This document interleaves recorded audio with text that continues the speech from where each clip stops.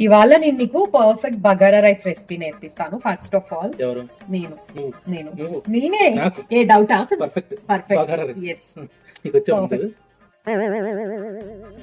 ఇవే తగ్గించుకుంటే మంచిది. ఆగింది. కాగుతుంది. ఫస్ట్ బిర్యానీ స్పైసెస్ వేయాలి. ఎక్కడ? నీ నెత్తి మీద ఎక్కడ అంట. గీ వేస్తున్నా. దేంట్లో? దేంట్లో? ఎందుకు పుడతారో కూడా తెలియదండి మనుషులు కొంతమంది. బేసిక్ సెన్స్ ఉండదు మనుషుల దగ్గర.